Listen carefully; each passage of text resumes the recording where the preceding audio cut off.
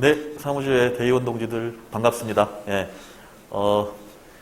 오늘 자동차 산업 이 동향 전망 얘기를 좀 해볼 텐데요. 지금 사무실의 정책자문위원 맡고 있는 오민규라고 합니다. 네, 일단 코로나 그 대유행이 자동차 산업에 미친 영향이라고 하는 게 이제 엄청난데요. 그게 이제 어떤 영향을 미치고 있는지, 어떤 변화를 초래하고 있는지 이런 것들을 먼저 살펴본 뒤에 한국 GM에는 또 그 변화들이 어떻게 적용되고 있는지 이런 것들을 좀 순서대로 살펴보도록 하겠습니다. 우선 우리가 미래자동차라고 하면 흔히 CASE, 케이스라고 하죠. 예, 예. 한 페이지 넘겨주시면 네, 케이스라고 해서 C, 커넥티드, A, 어타너머스, 자율주행이죠. S, 쉐어링, 공유 그 차량, 그리고 E, 일렉트릭. 그래서 그 네 가지 변화가 사실 뭐 코로나 이전부터 그 변화가 있었습니다. 그런데 이게 코로나19 대유행이 되면서 이 각각의 요소에 코로나19가 엄청난 영향을 미치는데요. 우선 커넥티드 차에는 뭐 큰 변화가 없습니다. 그런데 자율주행, 이건 이제 뭐 업체별로 진짜 엄청나게 많이 하고들 싶어 합니다. 왜냐하면 운수사업이나 운송사업에서 들어가는 전체 총 비용의 약 70%가량을 운전자에게 지출하고 있습니다.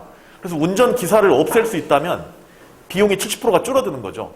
그래서 엄청나게 하고 싶어 하는데 문제는 저걸 자율주행 기술을 개발함에 있어서 엄청난 현금 투자가 필요합니다. 아시겠지만 코로나19 이후에 각 기업별로 현금 유동성이 가장 중요한 이슈가 됐죠. 그래서 막대한 현금이 들어가다 보니까 저걸 이제 자율주행차를 개발하는데 이 뭐 현금 투자가 부족해지는 거죠. 그래서 속도가 좀 늦춰지고 있습니다. 예.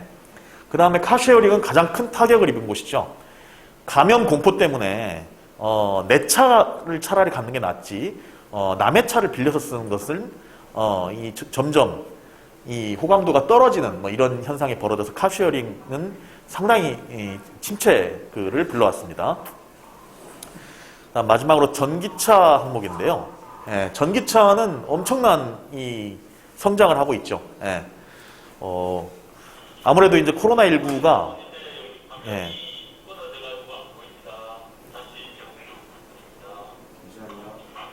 네.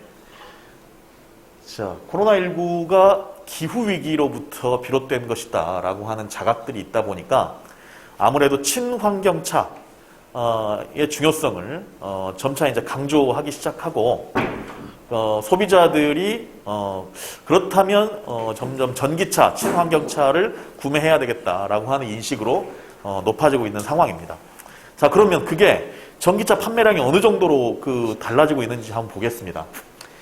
그 위에 그림은 지금 글로벌 이 전기차 판매량을 작년하고 올해 월별로 작년 데이터하고 올해 데이터를 비교해 본 건데요.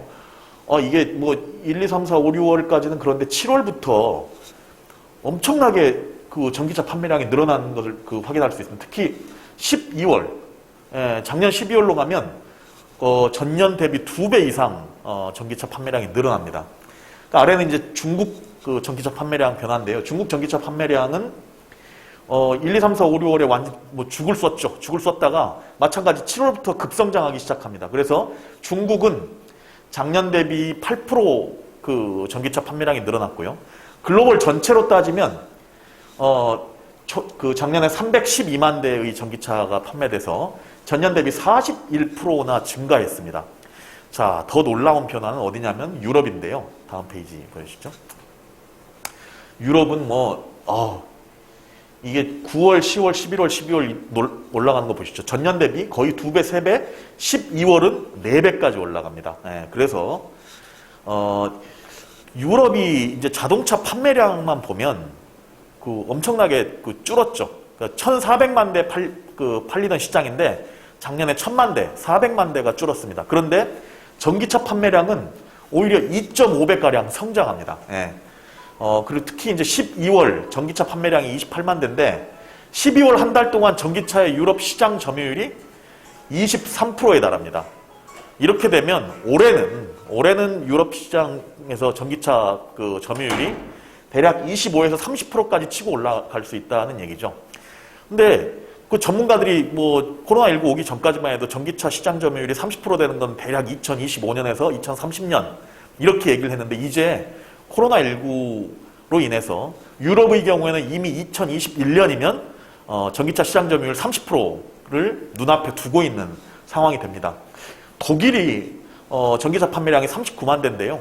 미국에서보다 더 많은 전기차를 팔아주고 있는 그런 시장으로, 지금 전 세계에서 유럽이 가장 빠르게 전기차 시장으로 성장하고 있는 상태입니다. 네, 넘겨주시죠. 어떤 차들이 제일 많이 팔렸나? 뭐 부동의 1위는 테슬라입니다. 테슬라 모델 3가 작년 한 해만 36만 5천 대 팔렸고, 울링, 저게 이제 상하이차의 미니 브랜드죠. 예. 울링 홍구항 미니 전기차인데, 저게 이제 사실은 11만 9천 대라고 돼 있지만 출시된 게 몇 달 안 됩니다, 지금. 최근에 나온 차예요. 근데 저게 테슬라 그 바짝 따라 붙었다는 얘기는 조만간 저 숫자가 이제 테슬라를 거의 넘보는 숫자로 올라갈 수 있다는 얘기고요. 르노 쪼에인데, 르노 쪼에는 뭐 전체 판매량으로 보면 테슬라보다 뭐 상당히 미치긴 합니다만, 유럽으로 가면 유럽에서는 테슬라보다 르노 쪼에가 더 많이 팔립니다. 예, 그러니까 르노 쪼에가 유럽에서는 1위 판매량을 기록하는 그 차인데요. 뭐 여기 보시면 이제 5위에 현대차 코나 그 전기차가 있고, 기아 니로가 18위에 있고, 현대기아차도 상당히 이제 그 전기차 업체로서 두각을 나타내고 있는데요. 여기에 GM 내지 쉐보레가 보이질 않습니다. 예. 아직은 그 GM이 이제 말로는 전기차 얘기를 많이 하지만 현재 스코어로 따지면 탑 20 안에 들어오는 성적은 아닙니다. 네. 자, 넘겨주시죠. 자, 전기차 말고 전체 자동차 판매량 어떻게 됐냐. 예, 이게 이제 한국 내수 시장이 성장했어요. 예, 놀라운 얘기죠. 저것도. 다른 나라는 다 지금 밑바닥으로 떨어졌는데 한국만 4.7%가량의 이 내수 판매량이 늘었습니다. 자, 중국은 작년 하반기에 무섭게 회복을 해서 거의 전년과 비슷한 수준, 마이너스 1.9% 정도인데, 서유럽, 브라질, 인도 보십시오. 20% 이상 떨어지죠, 판매량이. 러시아가 이제 그나마 좀 선방해서 마이너스 9% 정도인데요.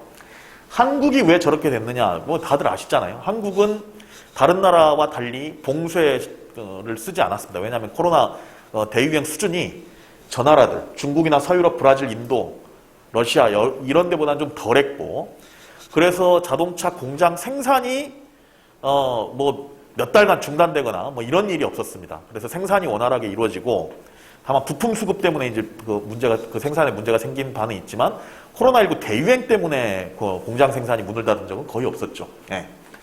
그리고 이제 아까 말씀드린 것처럼 공유 차량, 감염 공포 때문에 공유 차량은 쓰지 않고 차라리 자가용이 가장 안전한 교통수단이다라고 하는 의식들이 싹트게 됩니다. 그래서 차를 빌려 쓰던 사람들도 차라리 차를 사서 직접 몰고 다니자라고 하는 그런 수요가 늘어나면서 한국에서는 이제 자동차 판매량이, 내수 시장이 성장하게 되는 뭐 이런 현상이 있었습니다. 네, 넘겨주시죠. 자, 그리고 또 하나 변화는 코로나로 부품 수급 문제가 가장 심각하죠. 그래서 과거에 저스트 타임 이건 많이 보시는 거잖아요. 네. 자, 물이 찰랑찰랑 돼 있는데 저게 재고 물량입니다. 재고를 이 정도 쌓아두고 적기에 투입하면 된다. 그래야 재고 비용, 창고 비용, 물류 비용을 줄일 수 있다.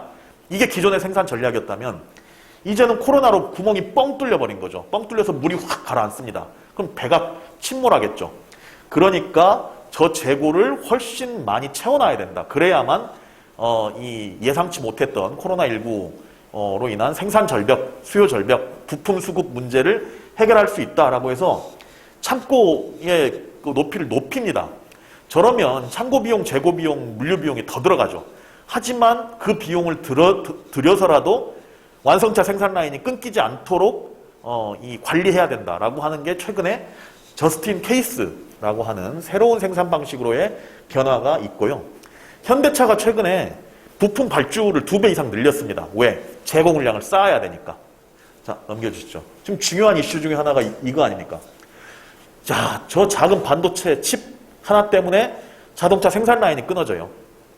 지금 뭐 포드, 아우디, 닛산, 혼다, 토요타, 폭스바겐 난리도 아닙니다. 예. 저게 왜 저런 일이 벌어졌느냐? 아무래도 이제 그 저스틴 타임 방식이다 보니까 부품 발주를 생산량에 맞춰서 발주를 하는 거죠. 그런데 작년 4, 5, 6월 2분기에 코로나19로 인한 생산, 소비 절벽이 왔습니다. 그러니까 칩 발주를 줄여버린 거죠, 그때. 그런데 문제는 4, 5, 6월에 집 밖에 나가지 못하고 집콕하는 사람들이 다 뭐 했습니까? 휴대폰 써야죠. 가전제품 써야죠. 그때도 뭐 넷플릭스들 많이 가입하고, 예. 이러다 보니까 가전제품용 칩 발주가 늘어난 거죠. 그래서 자동차 센서용 칩을 생산을 안 하기 시작합니다. 근데 7월부터 자동차 생산량 판매량이 회복돼요.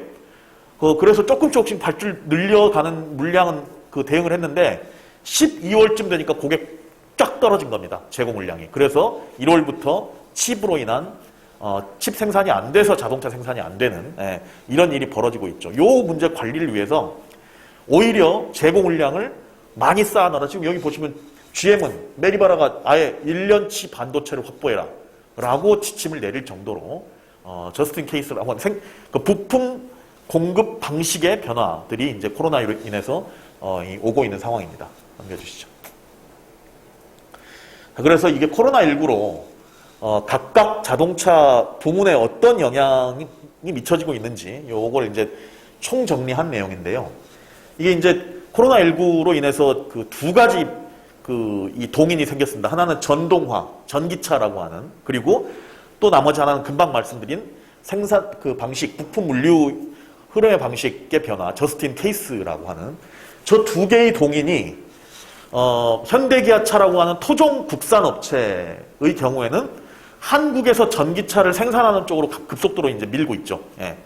그래서 근데 한국에서 이 전기차를 만드는데 그 방식이 완성차의 힘을 빼는 방식입니다. 주요 핵심 부품을 바깥으로 다 빼죠. 어디로 빼느냐?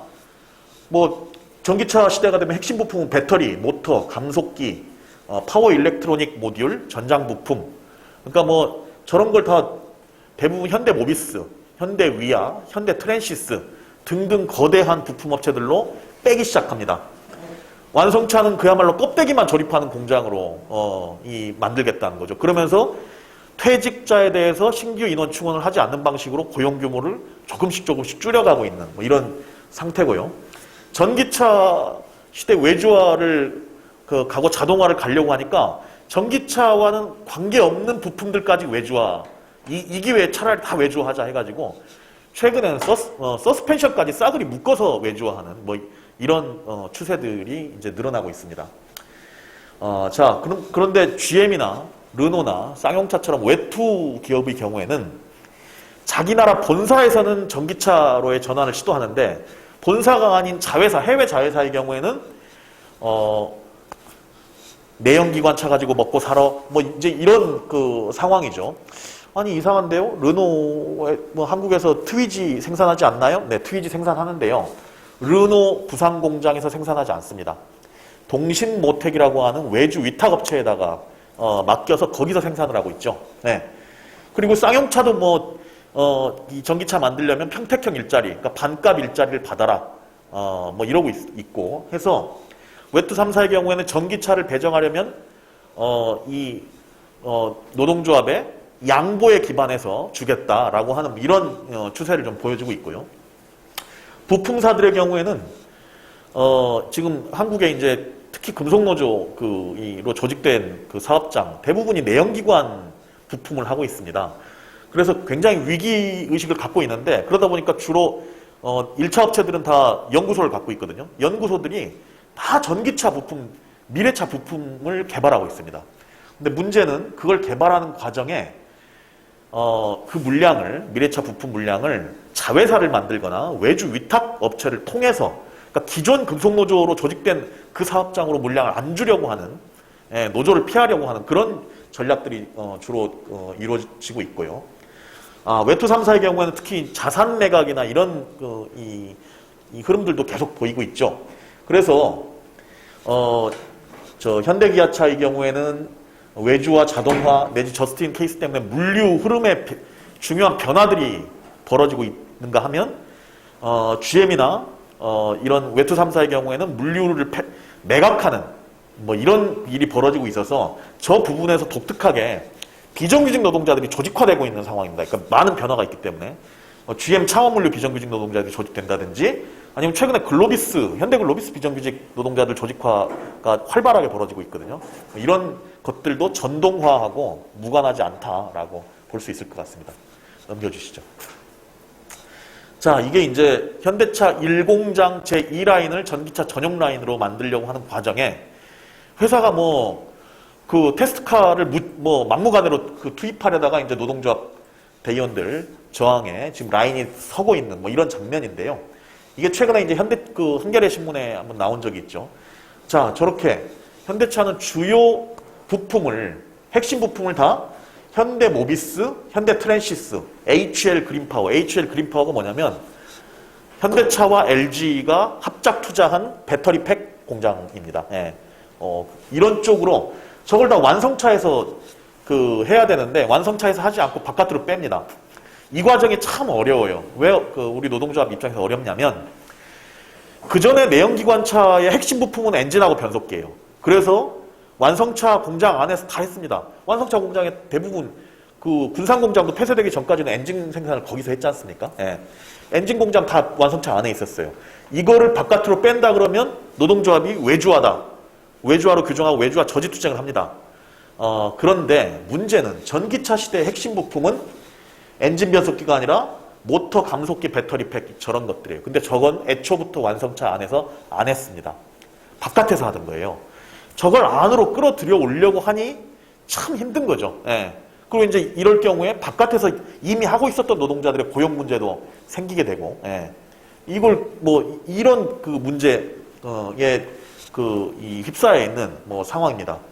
더군다나 이제 여기 한겨레 현대차 그룹 관계자가 멘트가 나오는데요. 이 GMP 전기차 파워트레인의 경우 현대 모비스와 다른 부품업체들을 경쟁시켜서 원가 절감하는 방향으로 갈 거다. 현대차나 기아는 선택지에 없다. 자, 완성차 안에서 생산할 생각이 없다라는 겁니다. 바깥으로 다 뺀다는 얘기죠. 네. 넘겨주시죠. 외국도 다르지 않아요. 테슬라형. 예. 사실 저한테 형은 아니고 저랑 동갑으로 알고 있는데 세계에서 최고 부자라고 하더라고요. 부럽긴 한데 하여튼 근데 이 양반이 무노조주의자가 아니라 반노조주의자더라고요. 테슬라에 노조 만들려고 하면 가만 안 놔두겠다. 거의 그런 수준의 협박도 하고 스톡 옵션 안 준다. 노조 만들면. 예? 그리고 전미 자동차 노조를 굉장히 비난합니다. 예. 그래서 미국의 중앙노동위원회에 해당하는 NLRB로부터 부당노동행위로 인정받아서 벌금도 내요. 예. 테슬라가. 그런데도 노조는 못 받겠다는 겁니다. 예.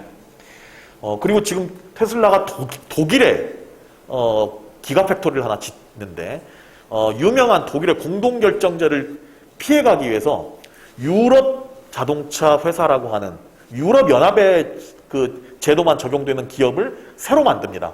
독일 제도가 아니라 유럽연합 제도가 먼저 적용되는. 그래서 공동결정제도도 피해가고 지금 전 세계에서 가장 강력한 금속노조, 독일 금속노조가 교섭 요청을 하는데 말 한마디 안 하고 있죠. 테슬라에서. 교섭 못 받겠다라는 얘기죠. 예. 자, 그리고 그 밑에는 뭐냐. 명신 MS그룹이라고 하는 부품사인데요. 아마 GM에도 넣었는지 모르겠는데 여기가 어디냐면 저기입니다.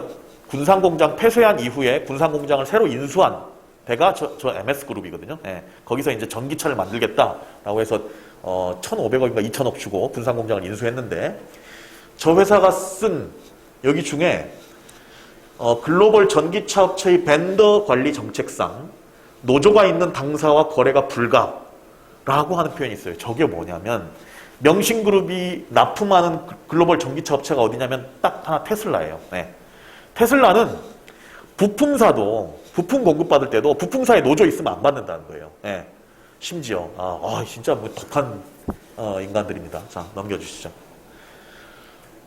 자, 그래서 익숙한 업체들입니다. 저 세종공업이나 일진다이아 이런 데는 금속노조 사업장이기도 하고 저런 데에서 친환경 부품, 미래차 부품을 개발하고 하는데 싸그리 다 예외 없이 자회사를 만들고 있어요. 네. 자회사를 만들어서 거기다 물량을 줍니다. 예. 요 밑에 요것도 한겨레 그 기사에 나왔던 내용인데, 한 업계 관계자는 전기차의 경우 부품업체들이 따로 자회사를 세워서 사업을 하는 경우가 많다. 다양한 원인이 있겠지만 노조 영향력을 줄이고 테슬라 같은 완성차 업체와 더 용이하게 거래하기 위해 그런 것 아닌가 싶다. 예.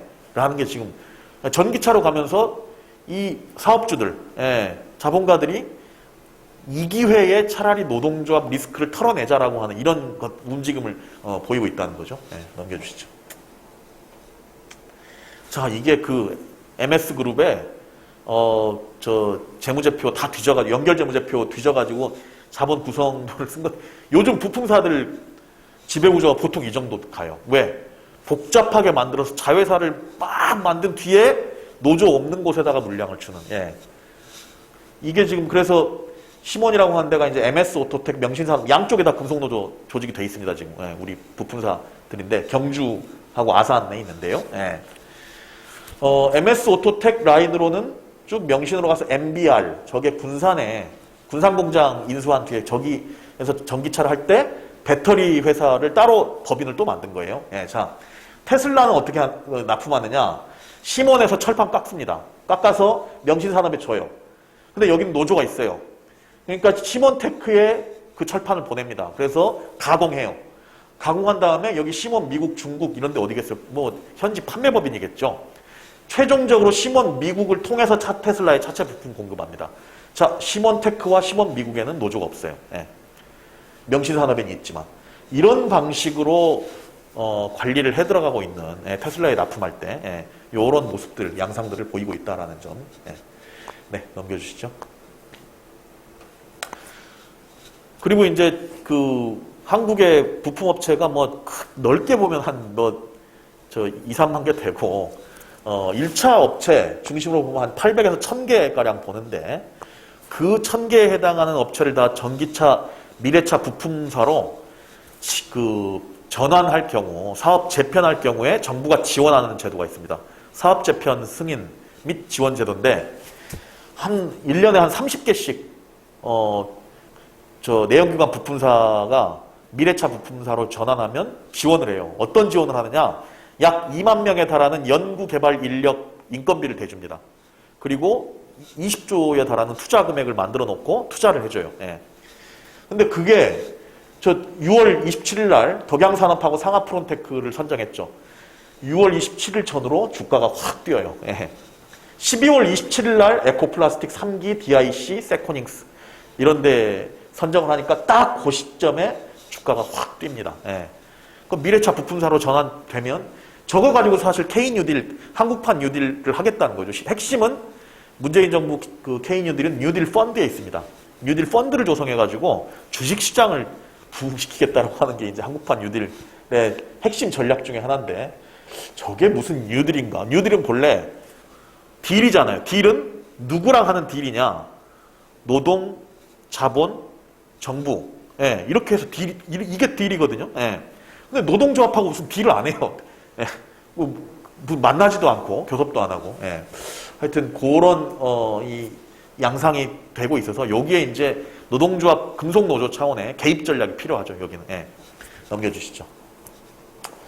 자, 이제 GM 얘기로 넘어가 보겠습니다.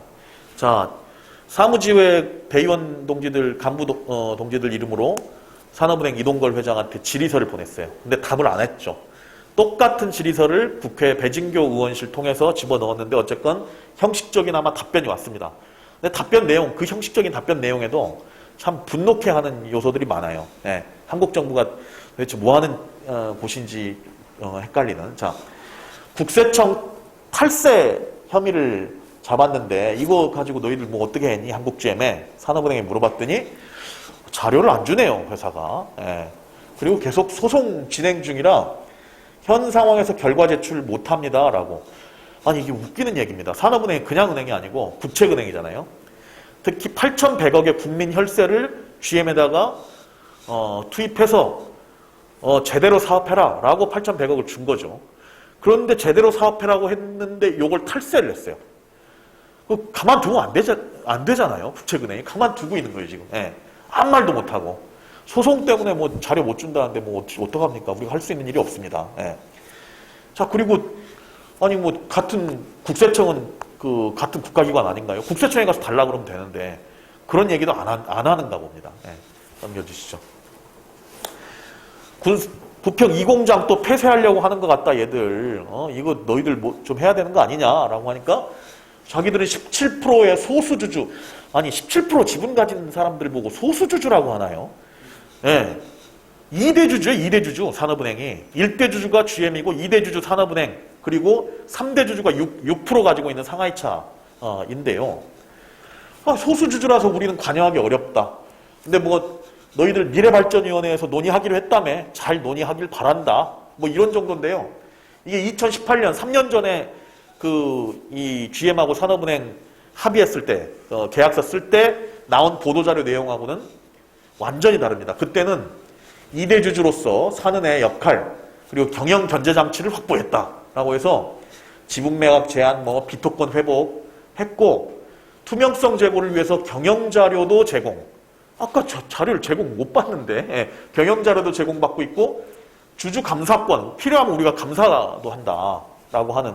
근데 지금 다 안 하고 있다는 얘기예요. 예, 신경을 안 쓰고 있는 상황이죠. 넘겨주시죠. 8,100억 고간 지켜야 되는 친구들이 왜 저러는지. 자, 4월 달에 8,100억 다 소진했죠.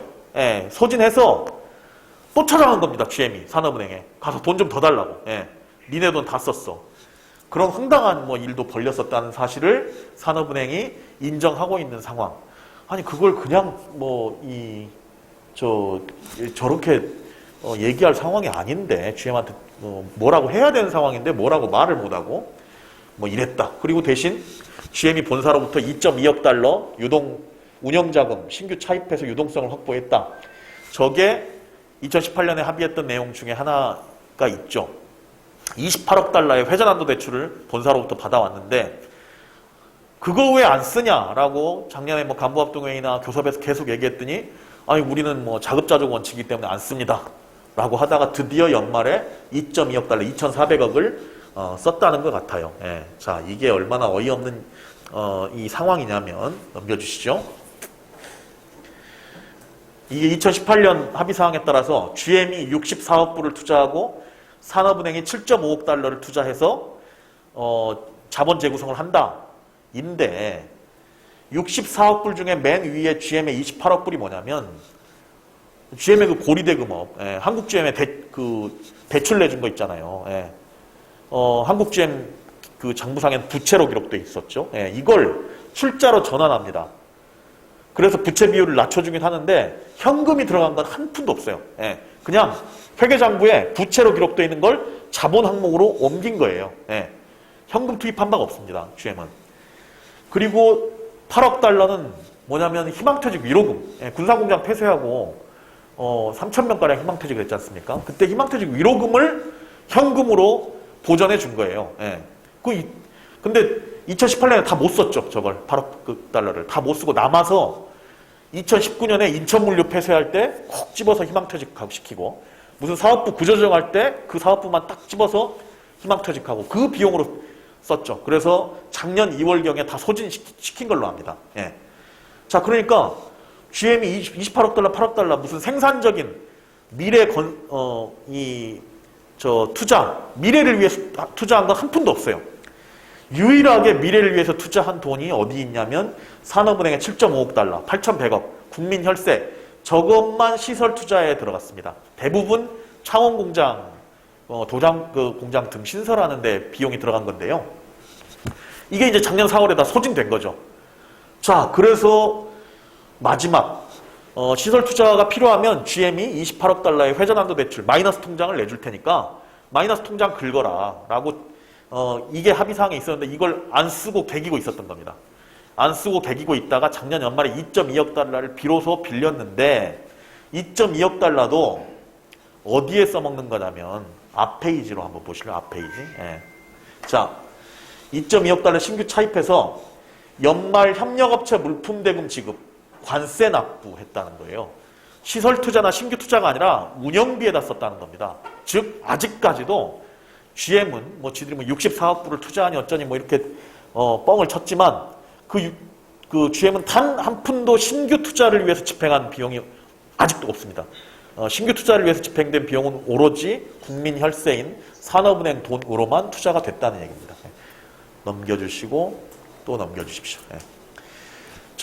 뭐 성과급 잔치했던 거 있지 않습니까? 2018년, 2019년에 성과급 잔치했던 거 가지고 산업은행이 문제제기 해야 되는 거 아니냐라고 하니 임금 및 성과급 지급 규모는 노사 간 합의사항으로 저희 은행이 관여하는 것은 한계가 있음을 해량하여 주시기 바람. 해량이라는 단어는 처음 봤는데, 아니 쌍용차에 대해서는 지금 뭐 무쟁의 서약서 써라, 그리고 단체 협약 유효기간 3년으로 연장해라, 노사관계 적극적으로 개입하고 있으면서 여기에 대해서는 말을 안 해요. 이거 완전히 양아치 근성이죠. 힘센 놈한테는 말 못하고 힘 약한 쪽 노동자들한테는 뭐라 하는.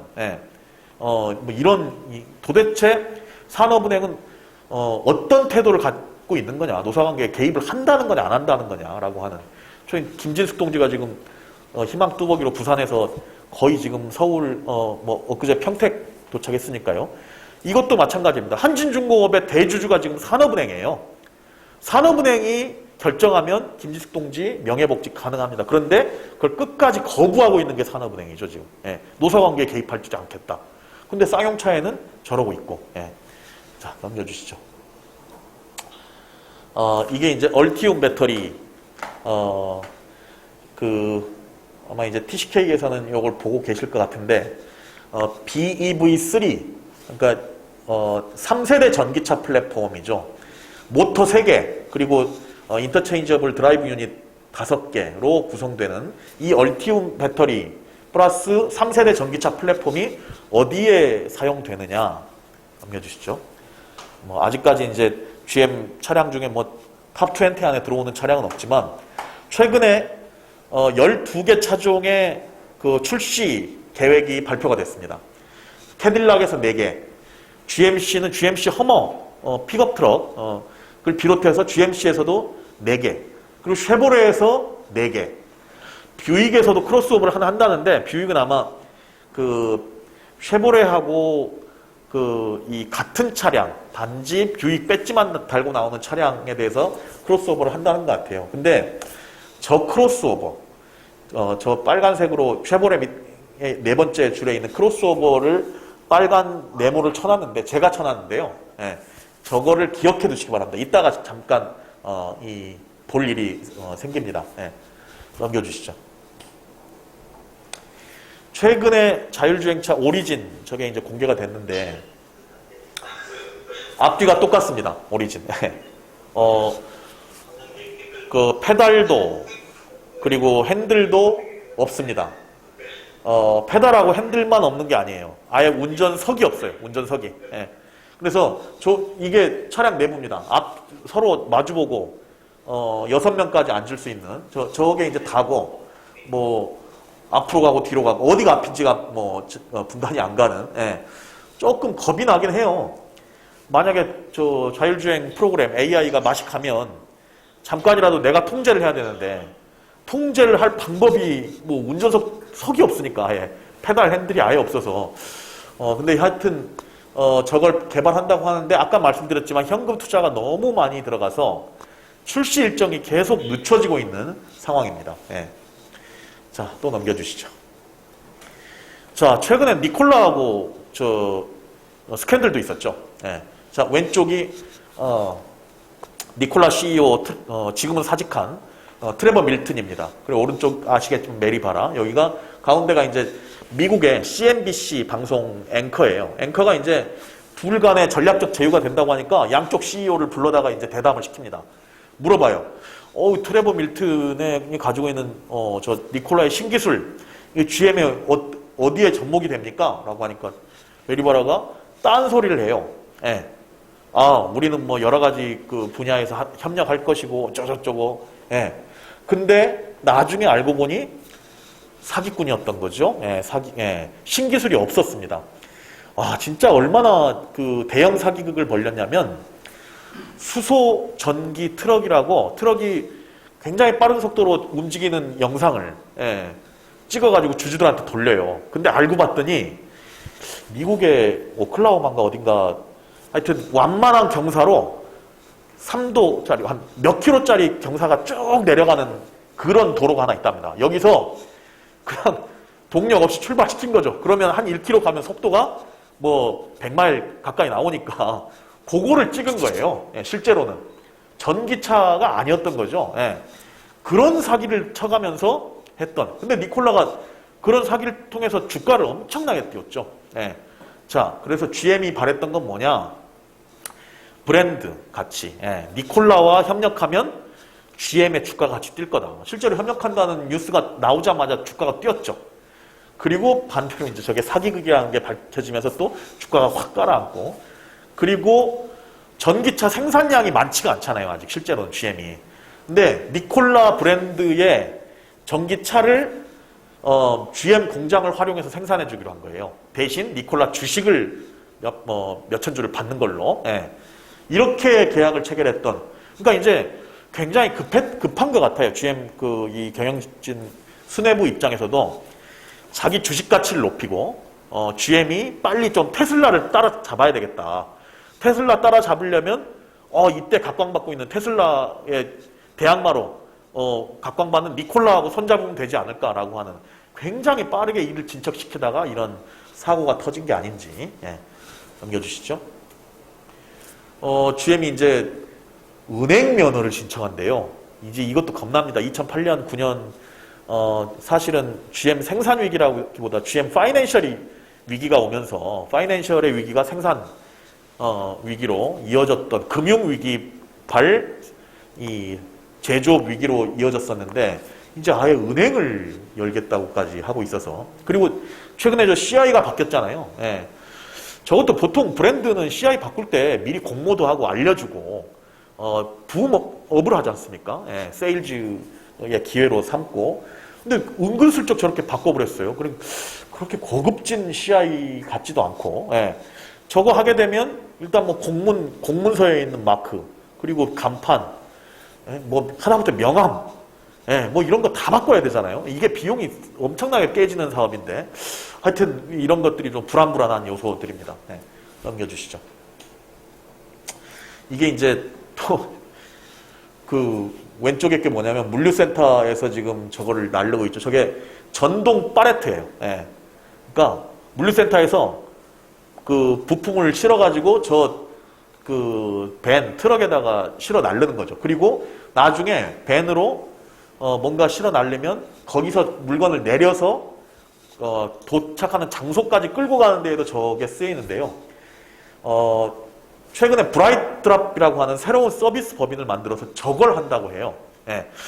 이게 자동차 회사가 하는 저런 일을 해야 되나 조금 걱정되긴 하는데 왼쪽에 것도 만들고 오른쪽에 거는 저 전기차 밴을 생산합니다. 최근에 발표가 났는데 캐나다 공장에서 생산하는 걸로 발표가 났는데요. 하여튼 물류 회사들이 모빌리티 관련 갖춰야 될 각종 소프트웨어나 사업 계획 등에 대한 일종의 솔루션을 제공하는 그런 서비스 법인이에요. 하여튼 메이븐이라고 하는 차량 공유 사업이 망하니까 새로운 서비스 법인을 만든 것 같긴 한데 저게 과연 이게 뭐 메리트가 있는 사업일지는 여전히 좀 의문이긴 합니다. 그러니까 택배 사업을 하겠다는 거거든요, 지금. 넘겨주시죠. 자, 그리고 이제 지금 뭐 카잼 사장이 한 지난주였던가요? 그 자동차 산업협회 세미나 가서 저런 얘기를 해요. 안정성과 확실성을 위해서 장기적 노사 합의 및 노조 집행부의 임기 확보. 이건 명백한 내정 간섭입니다. 그죠? 노동조합 이번에 임기가 2년으로 너무 짧다는 거예요. 아니 그거를 노동조합이 알아서 결정하는 거지 길게 해야 된다. 그리고 또 하나가 장기적 노사합의는 저건 익숙한 얘기죠. 작년에 임금 협상 협약을 2년짜리로 하자. 뭐 단협 기간도 더 늘리자. 저런 얘기입니다. 저런 걸 들고 나오고 있고 이동걸 저 양반이 한국의 산업은행장에 맞는지가 헷갈리긴 하는데 하여튼 저 양반도 쌍용차에다가 단체 협약 유효기간 3년으로 연장 흑자 날 때까지 무쟁의 서약 안 하면 한 푼도 지원 못한다. 이런 얘기를 하고 있고 외투 3사들 아래 보시는 것처럼 아까 말씀드렸지만 물류 폐쇄나 자산 매각 조치들이 쭉 일괄되게 진행되고 있고, 그리고 여전히 내연기관차 중심의 이런 그 포트폴리오가 바뀌지 않고 있는 뭐 이런 상황입니다. 예.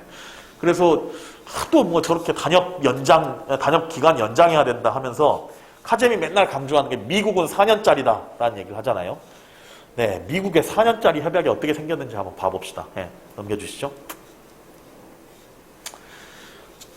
재작년 말이죠. 2019년 말에 타결한 4년짜리 협약입니다. 4년 동안 매년 3%, 4년 동안 3%가 아니고요. 3%, 4%, 3%, 4%. 이렇게 총 그러면 10몇 프로죠. 4년 동안. 예. 기본급 내지 일시금 해서 임금 인상 효과가 저 정도로 나도록 그렇게 임금을 합의를 했고요. 건강보험, 그리고 이제 타결금, 심지어 비정규직은 근속 3년 채우면 전원 정규직으로 전환한다. 최근에 그래서 GM에서 비정규직 정규직 전환이 몇백 명 규모로 이루어졌습니다. 실제로. 자, 그리고 그것만 나온 게 아니라 미래발전 전망 관련해가지고 77억 달러 투자해가지고 디트로이트 햄트랙 공장을 전기차 전용 공장으로 만든다. 그리고 뭐 이런 내용들 쭉 일자리를 어떻게 보장하고 친환경차 전기차 미래차 생산을 어떻게 할 것인지에 대한 협약을 쫙 체결합니다. 예. 아니, 그 4년짜리 그 협약을 하면 이 정도 내용이 있는 거죠. 근데 카잼이 얘기하는 3년짜리, 4년짜리, 뭐 2년짜리 그거 보셨잖아요. 예. 작년에 2년짜리 내놓을 때 올해 임금 인상안을 뭐라고 냈는지 결국 호봉 정도만 인상하는 거 인정하고 나머지는 다 동결이죠. 동결. 예. 이걸 3년, 4년으로 늘려놓으면 3년치, 4년치 동결을 내놓을 게 뻔한데, 예. 이런 속사정은 전혀 얘기하지 않고 미국은 4년짜리인데 왜 한국은 뭐 매년 임금 협상을 해야 되냐, 뭐 이런 얘기만 늘어놓고 있는 상황입니다. 넘겨주시죠.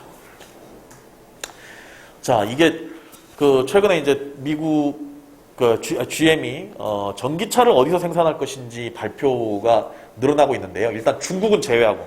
근데 중국은 전기차든 그냥 자동차든 중국에서 만들어서 중국에서 팔 목적으로, 예, 다른 나라로 안 가잖아요. 예.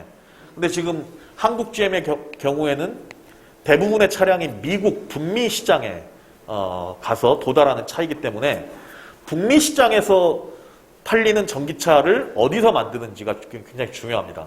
현재 발표가 난 게 미국, 캐나다, 멕시코 등 북미에서만 전기차 생산 계획이 나오고 있어요. 배제된 데가 어디입니까? 남미하고 한국이에요. 예.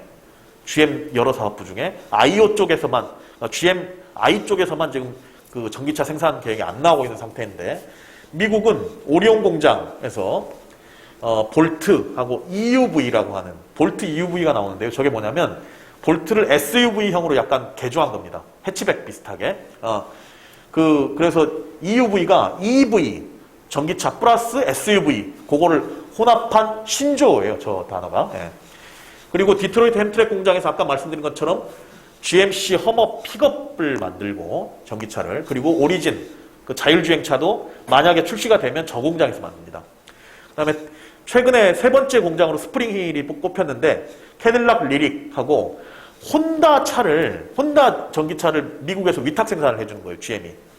혼다 아큐라 브랜드의 이제 크로스오버 전기차를 만들어주기로 했고, 그리고 캐나다에 본래 공장 2개 있었는데 하나는 재작년에 폐쇄를 해버렸고, 남아있는 게 까미 공장인데요. 저 까미 공장에서 아까 말씀드린 서비스 법인 만든다는 그 전기차 밴을 저기서 만들기로 했고요. 멕시코에 공장 3개 있는데 3개 중에 어디인지는 발표를 안 했습니다만 뭐 확정은 돼 있는 것 같은데 발표만 안 됐고, 멕시코에서 혼다 브랜드의 저 크로스오버 전기차를 만들어주는 걸로 요렇게 돼 있는데, 이 중에서 얼티움 3세대 전기차 플랫폼이 적용되지 않는 곳은 오리온 공장 하나뿐입니다. 예. 자, 그런데 이 와중에 작년에 GM TCK 임금 교섭 때 막바지에 전기차 한 종의 개발을 한국에서 하는 걸로 합의가 됐어요. TCK 동지들한테 물어보니 그 차가 도대체 뭐냐라고 했더니 9BQ 머시기로 알고 있다. 저기에 L자가 들어가면 캐딜락이 되고 B자가 들어가면 부평 1공장에서 생산한다고 하는 CCUV의 뷰익 버전이 되고, C자가 들어가면 창원에서 생산할 예정인 CCUV가 되죠. 예. 그 차이입니다. 그래서 아까 제가 쉐보레 브랜드에서 전기차로 만든다는 크로스오버가 있다고 그랬잖아요. 이게 도대체 뭘까? 크로스오버라고 하면 볼트도 크로스오버예요. 예. 볼트 EUV도 크로스오버로 볼 수 있습니다. 그런데 앞부분 아까 한참 넘어가서 다시 한번 그 부분 보여주실 수 있을까요? 예. 자, 근데 볼트와 볼트 EUV는 이미 적시가 돼 있어요. 저기에. 예. 여기서 말하는 크로스오버는 볼트하고 EUV가 아닙니다. 다른 차죠. 제가 GM의 포트폴리오를 다 뒤져봤는데 현재 계획 중인 크로스오버는 그 쉐보레에서 나온다는, 그러니까 캐딜락에서 크로스오버 계획이 있고 뭐 이런 게 있는데 쉐보레에서 나온다는 크로스오버 계획은 9BQ 시리즈가 유일합니다. 예. 그러면 제가 봐서 저건 9BQ예요. 예. 그렇다면 그 차 개발을 한국의 GM TCK가 한다는 얘기고요. 예. 이게 얼티움 배터리가 아까 쭉 넘겨서 다시. 예. 얼티움 배터리가 그 시스템이 적용이 안 된다고 하면, 그러면 경쟁하는 데는 오리온 공장하고 한국 공장뿐입니다. 예. 저거 만들 수 있는 데는. 예. 오리온 공장에서 지금 만드는 차보다는 약간 그 전장길이가 좀 크긴 해요. 지금 그 9BQ 시리즈가. 그래서 저게 맞을진 잘 모르겠는데, 충분히 한국에서 할 수 있고, 예. 그렇다면 저희 가능성은 굉장히 높아지는, 예, 이런 차여서, 최근에 이제, 하여튼 뭐 한국에서 전기차를 만들어야 된다. 왜 못하냐? 예. 한국 전기차 만들기가 가장 좋은 환경을 갖추고 있습니다. 첫 번째, 1세대 전기차가, GM의 1세대 전기차가 스파크 EV잖아요.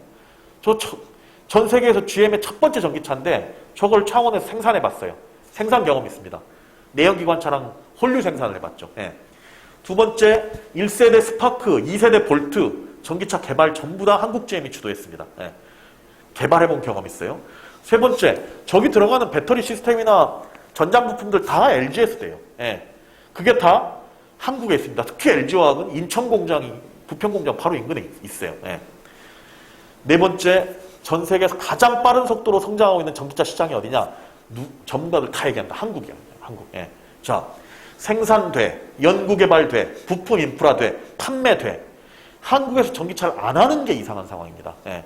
자, 그렇다면 요 쟁점이 이제 한국 GM의 미래 전망과 관련해서 가장 핵심적인 요소 중에 하나가 되지 않을까 싶습니다. 네, 넘겨주시고요. 한국에만 장착 안 되는 이 온스타 서비스, 예. 자꾸 이렇게 갈 건지, 예. 아니면 진짜 제대로 된 미래 전망을 내놓을 건지, 예. 그래서 요즘 많은 동지들이, 예, 넘겨주시죠. 예. 예. 전기차는 이제 선택이 아닌 필수다. 그리고 내수 시장이 아까 말씀드렸지만 성장하고 있고, 작년에 한국 GM도 내수 판매가 늘어났습니다. 예. 물론 재작년에 너무 뭐 바닥을 쳐가지고 당연히 뭐 올라갈 수밖에 없는 조건이기도 했습니다만, 코로나19라는 사정을 감안하면 내수 판매가 현대기아차 올라가는 것보다 더 많이 올라갔더라고요. 그 GM이, 예, 한국 GM이. 내수 관련 부분하고 전기차라고 하는 친환, 예, 이게 이미 저쪽에서 계획을 세우고 있는 바가 있다면 더더욱, 예, 그리고 9BQ만 생각할 이유가 어디 있습니까? 지금 사실 트레일블레이저는 판매가 이미 검증이 된 이 제품이잖아요.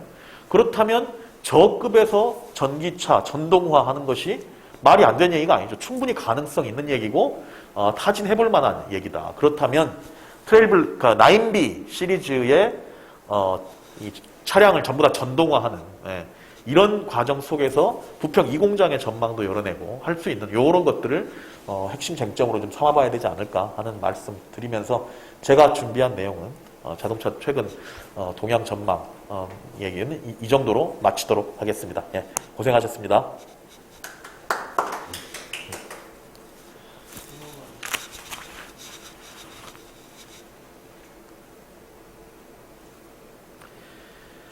예. 혹시 뭐 질문 있으신가요? 질문하실 내용이 있으면 편하게 얘기해 주시고요.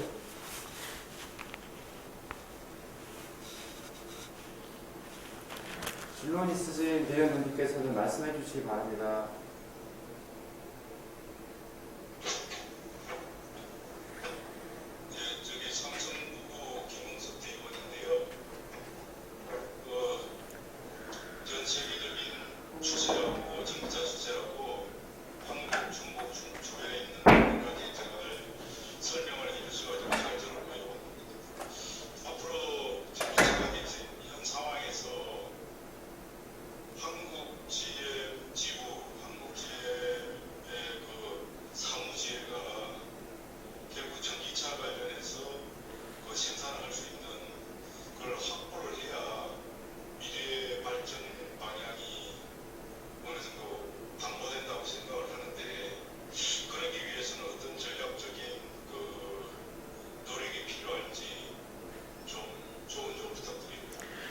예.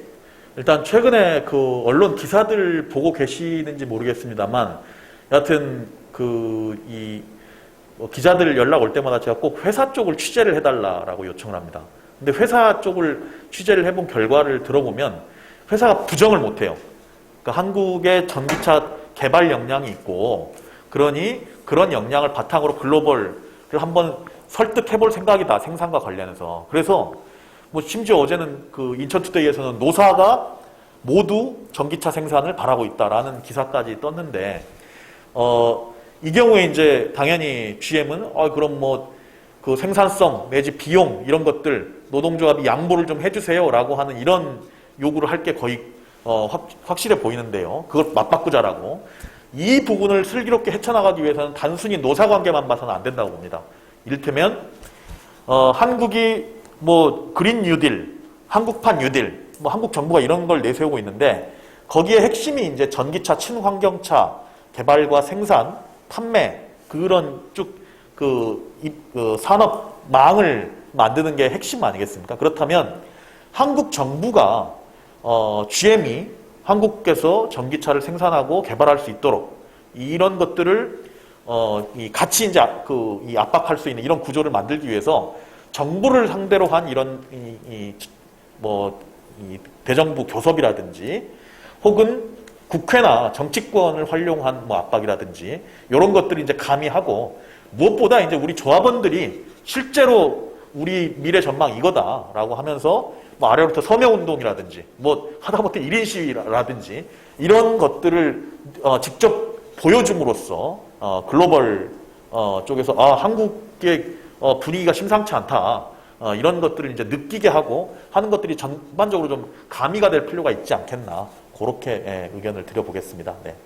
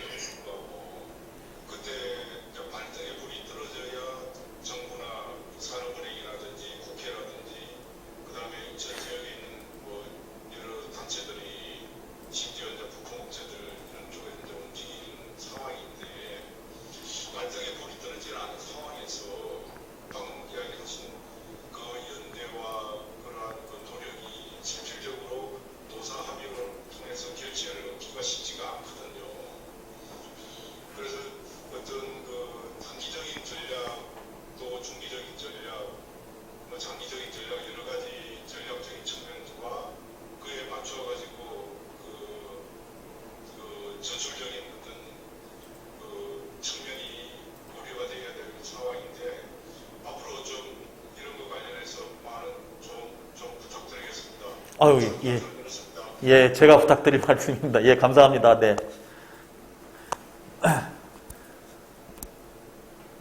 혹시, 더 질문이 없으시면 편하게 나중에 메일을 통해서 우리 이창현 부장님이나 우리 교선실장님에게 메일로 뭐 질문 주시는 게 있으시면 그거에 대해서도 성실하게 답변을 해드리는 걸로 하고 오늘 시간을 마무리했으면 합니다. 그래도 될까요? 네. 네, 네, 고생하셨습니다.